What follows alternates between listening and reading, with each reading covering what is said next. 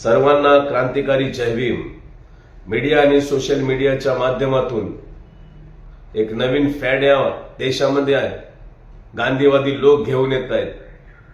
कॉंग्रेस जनता पार्टीच्या नावानं अभिजित दिपके या बौद्ध समाजातील तरुणाला पुढे करून हातामध्ये बाबासाहेब आंबेडकरांचं पुस्तक आणि जय भीमचे नारे देऊन आंबेडकरी समाजाला कॉंग्रेस जनता पार्टीकडे ओढण्याचा हा गांधीवादी लोकांचा पूर्ण प्लॅन आहे। या देशात आणि महाराष्ट्रात विशेषतः आदरणीय बाळासाहेब आंबेडकरांची राजकीय चळवळ कमकुवत करण्यासाठी आणि देशामध्ये बहीण मायावतीजी आणि चंद्रशेखर यांची राजकीय ताकद कम करण्यासाठी, कारण यांना माहित आहे की जोपर्यंत आंबेडकरी समाज हा गांधीवादी लोकांसोबत जाणार नाही तोपर्यंत त्यांची सत्ता येणार नाही।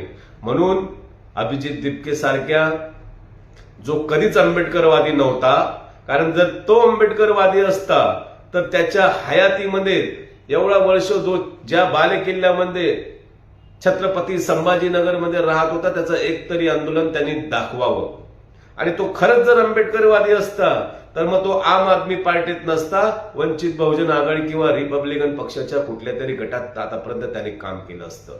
त्याने काम केलं आम आदमी पार्टीमध्ये, याच्यावरून समजतं का हा पक्का गांधीवादी आहे।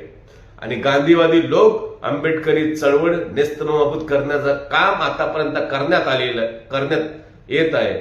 म्हणून त्यांनी त्यांच्या ह्या कॉंग्रेस जनता पार्टीचा अध्यक्ष बौद्ध समाजाच्या व्यक्तीला निवडलेला आहे। हा फक्त रबर स्टॅम्प आहे, याचा मास्टर माइंड केजरीवाल आणि गांधीवादी लोक आहेत।